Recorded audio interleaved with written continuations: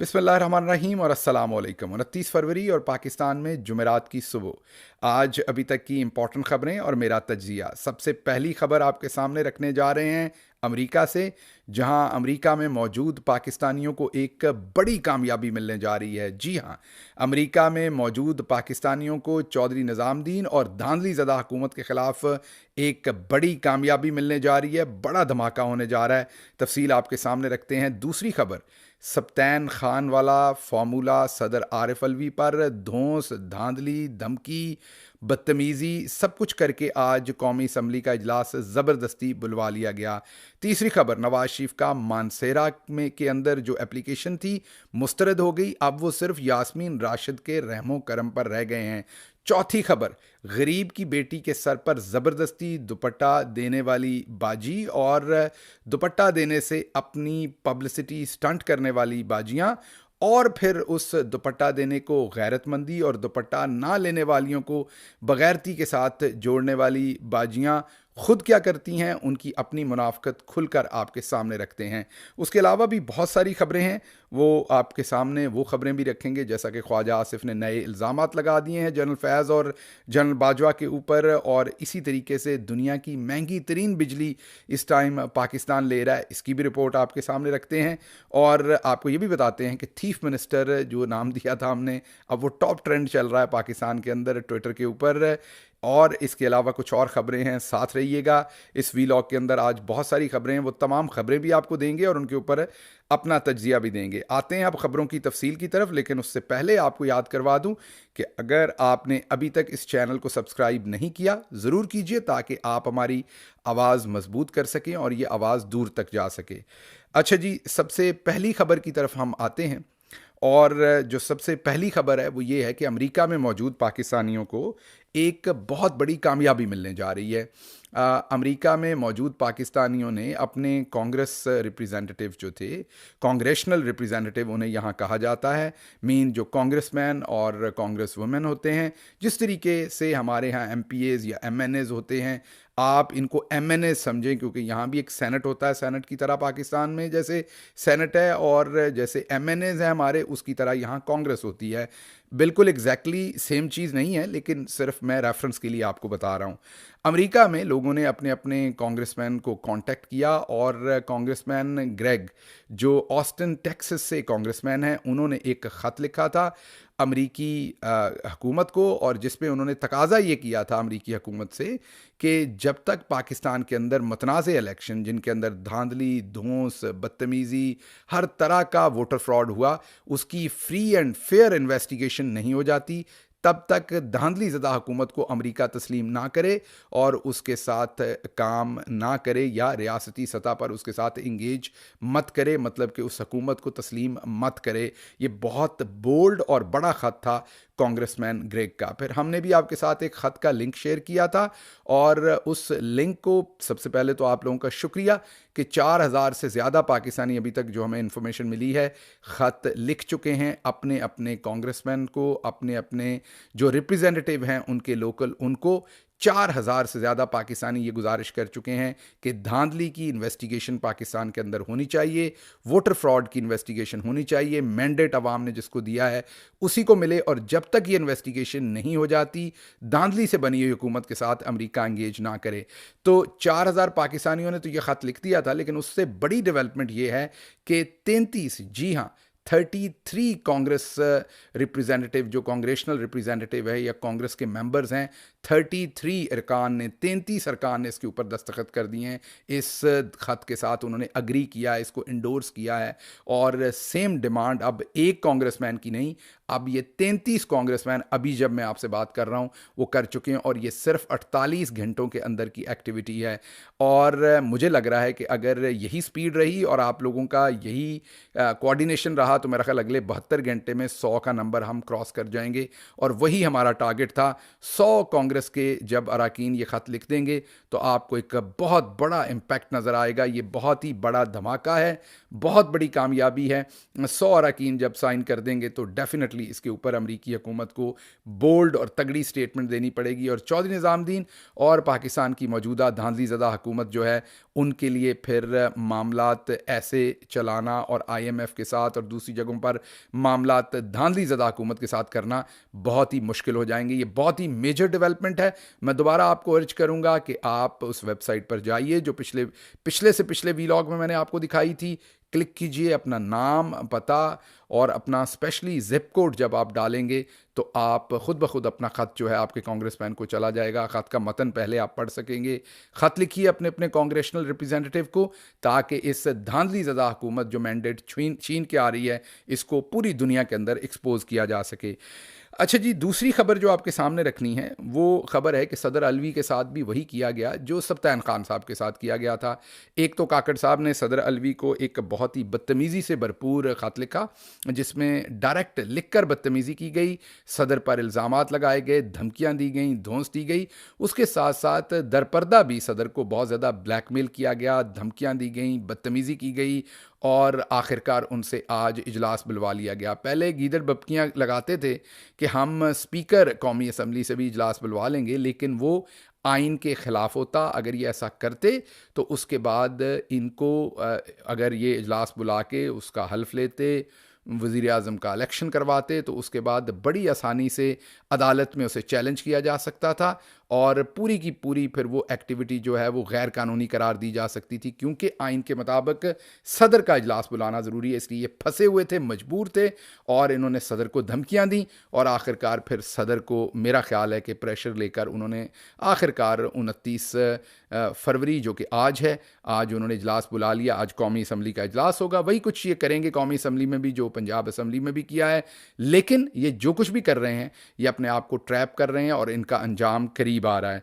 अच्छा जी, तीसरी खबर जो आपके सामने करनी है वो है कि नवाज शरीफ साहब ने एक एप्लीकेशन दी थी कि मानसरा में, क्योंकि वो हार गए थे शहजादा गुस्तासब से, और उन्होंने कहा था कि इस इलेक्शन को ही कलअदम करार दे दें, क्योंकि वहाँ से हार गए थे, दोबारा गिनती में भी हारना था। तो उन्होंने दोबारा गिनती की गुजारिश करने की बजाय ये कहा था कि पूरे का पूरा इलेक्शन ही ख़त्म कर दें। इलेक्शन कमीशन ने उसको रिजेक्ट कर दिया है और अब नवाज शरीफ साहब मानसरा से हतमी तौर पर हार गए हैं और अब सिर्फ वो रहमो करम पर हैं चौधरी निज़ामुद्दीन के और यास्मीन राशिद साहबा के और उस जाली फार्म 47 पे जहाँ पर वो घुटने लगाकर उनको बड़े बुरे तरीके से जताया गया है, जिसमें वो अनकरीब अदालत में बेइज्जत होने वाले हैं। इसलिए नवाज शरीफ साहब के मुल्क से भागने का मौका बहुत करीब है।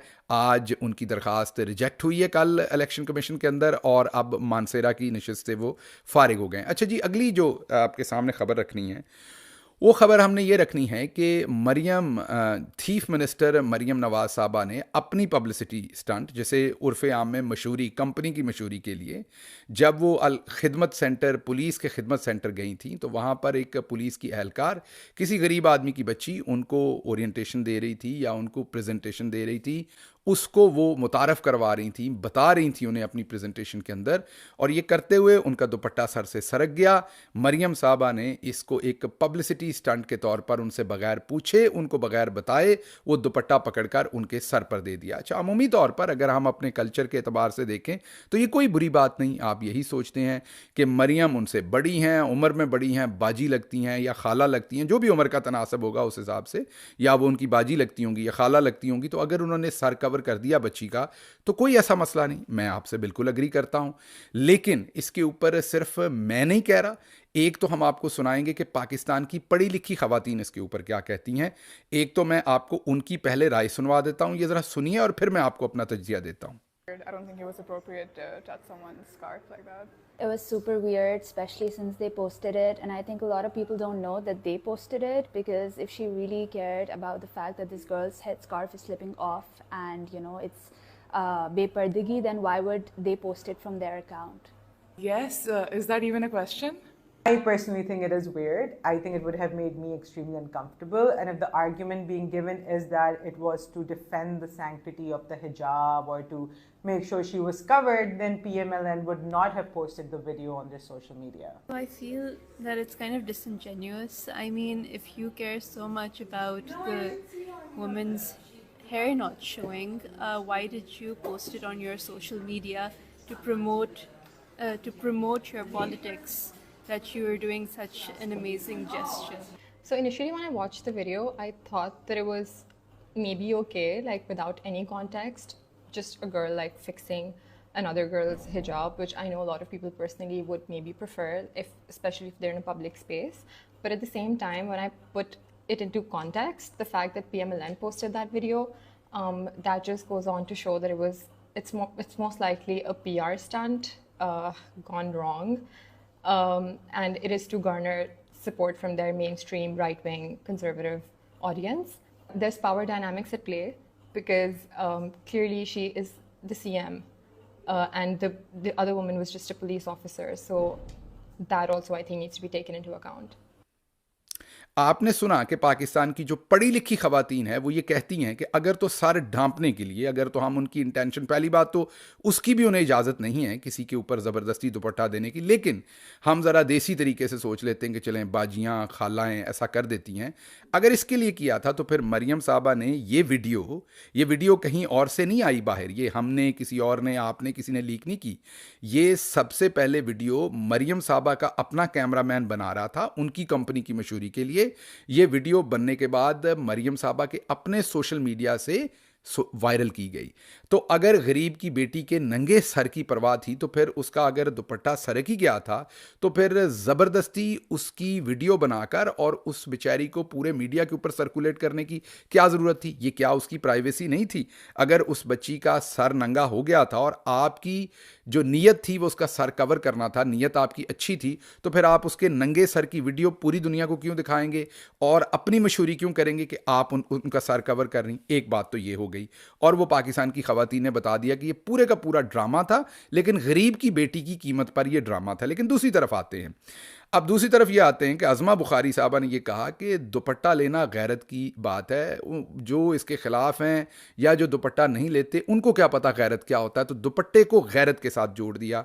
अब हम इस पर कुछ नहीं कहते। पाकिस्तान के जो गांव में रहने वाले लोग हैं बहुत सारे यही सोचते हैं कि मूंछ जो है वो मर्द की गैरत होती है, दुपट्टा औरत की गैरत होती है। बिल्कुल ऐसे सोचा जाता है। शहरों में लोग और तरह से सोचते हैं, तो हम इस पर कोई फतवा नहीं देते, ना हम इस पोजीशन में हैं, लेकिन हम आप ही की कुछ चीज़ें दिखाते हैं। एक तो ये वीडियो देखिए, ये जिस दिन मरियम बाजी चीफ मिनिस्टर बनी, मतलब कि जिस दिन गरीब की बेटी के सर पर दुपट्टा दे रही थी, उससे एक दिन पहले ये मरियम बाजी की अपनी बेटी हैं। इस वीडियो में आप देख सकते हैं उन्होंने भी मरियम बाजी वाला ही ड्रेस पहना हुआ है, मेन हरे रंग का कपड़े उन्होंने पहने हुए हैं।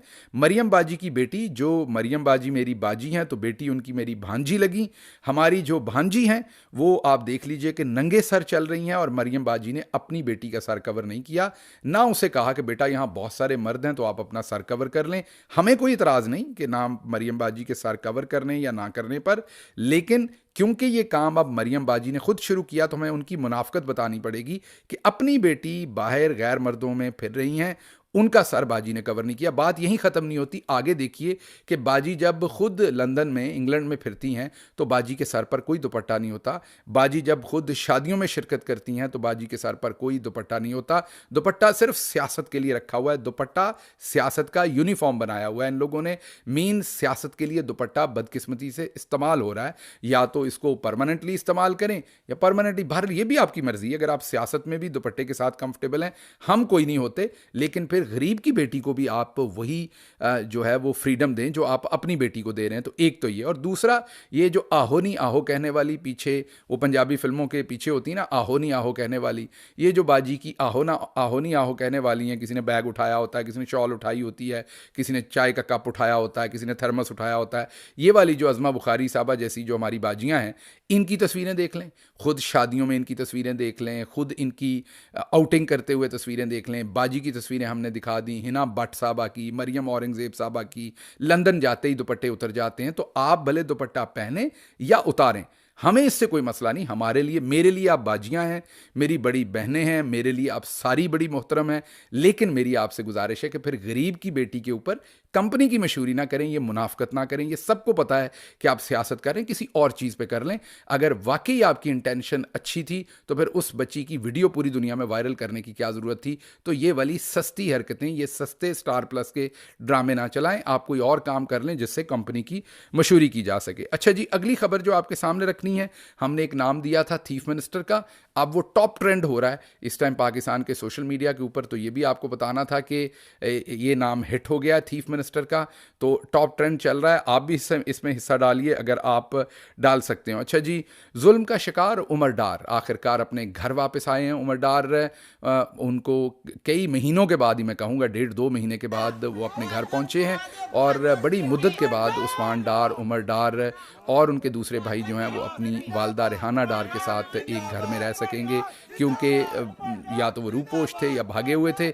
तो इलेक्शन तक ये माहौल बनाए रखा चौधरी निज़ामुद्दीन ने, ताकि ख्वाजा आसिफ को मुकम्मल तौर पर जिताया जा सके। इसी से जुड़ी अगली खबर है, ख्वाजा आसिफ ने नए इल्ज़ामात लगा दिए हैं जनरल बाजवा और जनरल फैज़ पर, और ये कहा है कि लेजिस्लेशन करने के लिए हम ISI के दफ्तर जाया करते थे। जी हाँ, वो ये इल्ज़ाम लगा रहे हैं कि जब इमरान खान की हुकूमत थी तो हम ISI के दफ्तर में बैठ के लेजिस्लेशन किया करते थे। इनसे कोई पूछे कि ये तो वोट को इज़्ज़त दो की बात करते थे, तो फिर ये ISI के दफ्तर में बैठ के लेजिस्लेशन क्यों करते थे और इनसे क्यों करवाई जाती थी?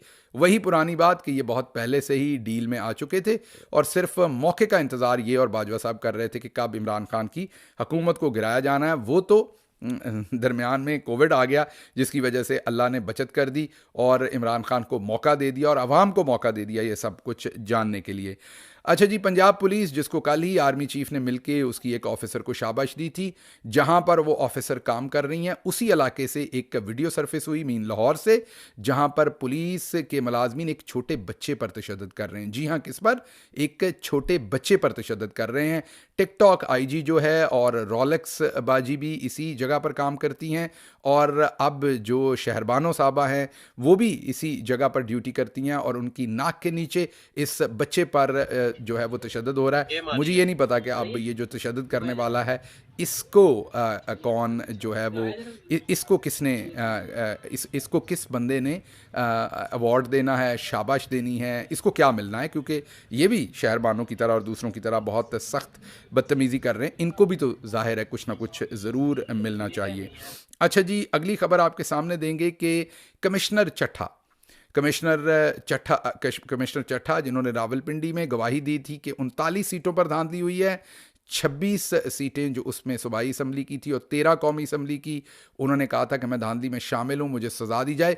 उसके बाद एक और ज़मीर वाला शख्स उसी इलाके का, जो कमिश्नर चट्टा हैं, उनका इलाका भी आबाई इलाका वज़ीराबाद ही है गुजरांवाला के साथ, और एक और होनहार सपूत वहाँ के डॉक्टर निसार चीमा जो नून लीग के कैंडिडेट थे, उन्होंने भी टेलीविज़न पर, पहले उनकी स्टेटमेंट हमें अमीर अब्बास साहब एक मारूफ जर्नलिस्ट हैं उन्होंने ट्वीट करके बताई थी। अब डॉक्टर निसार चीमा ने खुद टेलीविज़न पर आकर बता दी कि मैं हारा हुआ था, उनका वोट शायद 1,10,000 था या 1,06,000 था, और उनके अपोनेंट का वोट 1,60,000 था। तकरीबन 60,000 से वो हारे हुए थे, और उनको ये कहा गया कि आपका रिज़ल्ट रोक दिया गया, अब आपको जिताया जाएगा। उन्होंने कहा कि नहीं, मैं भीख में जीती हुई सीट नहीं लूँगा। चट्टा साहब, अहमद चट्टा साहब जीते हैं, ये उन्हीं की सीट है। मैं जो हूँ वो अगर ईमानदारी से जीतूंगा तो तभी सीट लूँगा, वरना मैं ये सीट नहीं लूँगा। ये डॉक्टर निसार चीमा का एक बड़ापन है, हम उनकी सताइश करते हैं, भले वो नून लीग से हैं, लेकिन उन्होंने ज़मीर की आवाज़ के ऊपर लब्बैक कहा है। और नईमुर रहमान कराची में जमात इस्लामी के पहले थे जिन्होंने धांधली से जीती हुई सीट लेने से इनकार किया था। अब डॉक्टर निसार चीमा ने एक मिसाल कायम की है। ये बेहतरीन मिसालें हैं इस तरह की, अगर काश और मिसालें हों तो पाकिस्तान में जो मामलात इस टाइम में चल रहे हैं उनमें थोड़ी सी शायद। अच्छा जी, चलने से पहले आपको ये मैं बता दूं कि आज का जो पंजाबी वीलॉग है वो बहुत सीरियस टॉपिक है। सदर बाइडन ने एक बयान दिया है कि 6 इस्लामी मुल्क जो है वो इज़राइल को मानने के लिए, तस्लीम करने के लिए तैयार हैं। हमने इसके ऊपर गांव के लोगों के लिए, क्योंकि ये कॉम्प्लेक्स बात है, एब्सोल्युटली नॉट से एब्सोल्युटली यस का सफ़र, जनरल बाजवा किस चीज़ के ऊपर ऑन बोर्ड थे, ये सारी बातें गांव के लोगों को हमने पंजाबी ज़ुबान में आसान तरीके से समझाने के लिए, मुश्किल टॉपिक है लेकिन इसको कोशिश करेंगे आसान तरीके से हमारे गाँव के जो लोग हैं, दोस्त हैं, उनको पंजाबी वीलॉग के थ्रू ये टॉपिक समझाएं कि ये एब्सोल्युटली नॉट से एब्सोल्युटली यस का सफ़र, ये सिर्फ पाकिस्तान के अंदर निज़ामुद्दीन का मसला नहीं है, ये साइफ़र और अब 6 मुल्कों की कहानी, ये सब कुछ है क्या, और क्या इमरान खान पर लाल लकीर घर के अंदर से लगी हुई है या बाहर से लगी हुई है, ये तमाम तफसील पंजाबी वीलॉग में आपके सामने रखते हैं। इसके साथ ही मुझे इजाज़त दीजिए। अल्लाह आपका हामी और नासिर हो। पाकिस्तान जिंदाबाद।